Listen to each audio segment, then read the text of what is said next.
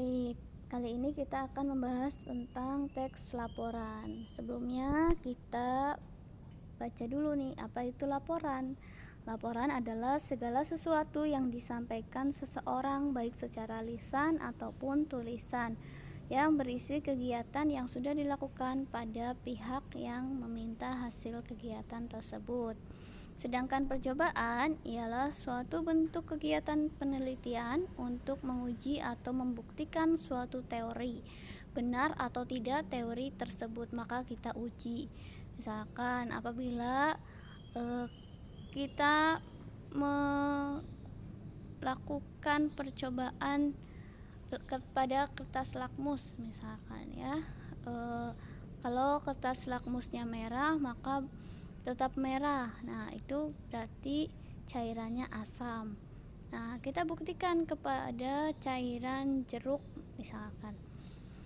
Jadi, kalau kertas lakmus merah dimasukkan ke cairan jeruk, ternyata lakmusnya tetap merah, berarti teori itu benar.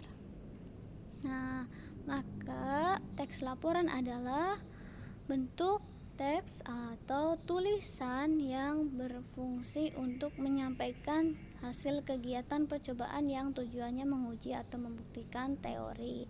Maka setelah kita mencoba tadi, kertas lakmusnya dimasukkan ke air atau cairan jeruk ya, lakmus merah ternyata tetap merah, terus kita tulis dalam bentuk laporan. Wah, ternyata ini memang benar teorinya seperti itu ya. Dan teks laporan percobaan itu sering juga disebut sebagai teks laporan eksperimen ya, uji coba percobaan atau sama dengan eksperimen. Biasanya kelompok yang melakukan percobaan mempunyai hasil dugaan atau hipotesis ya.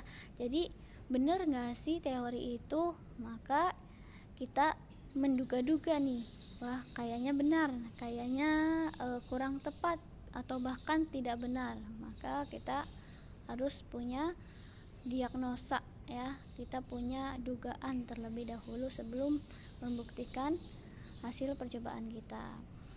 Nah, selanjutnya kita bahas tentang ciri-ciri teks laporan percobaan. Apa saja ciri-cirinya? Yaitu yang pertama, objektif.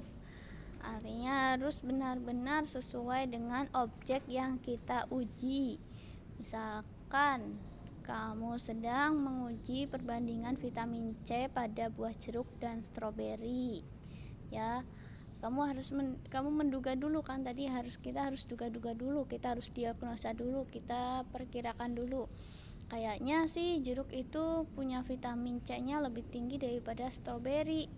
Tetapi ternyata setelah melakukan percobaan itu tidak sesuai ya, tidak sesuai dengan dugaan kita tadi. Ternyata dugaan kita salah, maka yang dilaporkan bukan dugaan kita tetapi harus sesuai dengan hasil percobaan ya, harus objektif bukan subjektif. Jadi bukan menurut prasangka kita, bukan menurut dugaan kita, tetapi objektif menurut hasil setelah kita melakukan percobaan itu.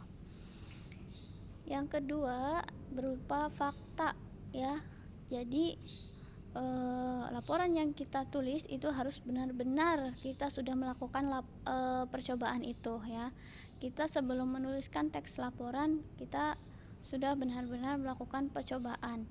Maka percobaan itu dugaan kita benar atau salah, kita harus tulis sesuai dengan fakta yang memang terjadi. Kalau dugaan kita salah, ya kita tuliskan faktanya yang benarnya bagaimana. Kalau kita tuliskan benarnya berarti kalau kita tuliskan dugaan kita yang benar, berarti memang ya, dugaan kita sejalan dengan fakta ya. Kalian sudah sering berbicara dengan fakta atau pendapat ya. Jadi bukan pendapat kita atau bukan dugaan kita, tetapi faktanya setelah kita melakukan percobaan. Kemudian teks laporan harus ditulis secara lengkap ya, harus secara lengkap dan utuh ya. Ciri-cirinya yaitu menggunakan bahasa Indonesia yang baku ya. Jadi tidak menggunakan bahasa enggak, tapi harusnya pakai tidak ya. Bukan menggunakan bahasa enggak bisa tapi tidak bisa ya. Selanjutnya menggunakan kalimat simpleks dan kalimat kompleks. Apa itu kalimat simpleks dan kalimat kompleks? Ya. Nanti kita bahas di selanjutnya. Menggunakan konjungsi ya, konjungsi atau kata hubung. Kalian sudah sering membahas apa itu konjungsi.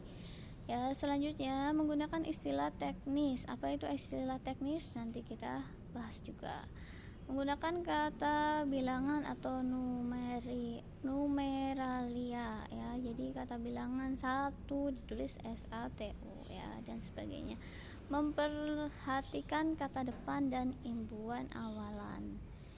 Ya, jadi kata depan di depan itu harusnya dipisah atau digabung. Kemudian melakukan itu dipisah atau digabung, melakukan dan sebagainya ya.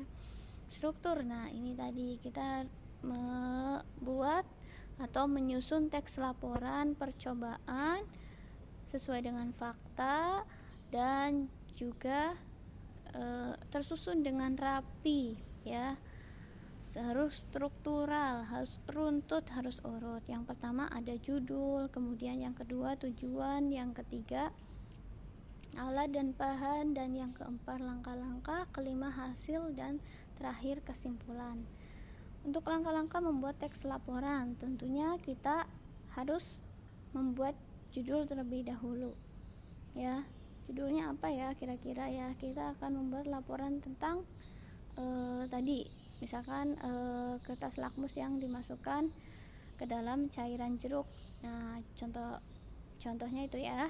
Jadi judulnya bisa pengujian kepada kertas lakmus. Kemudian menyusun kalimat pembuka ya. Jadi ada awalannya tuh ya.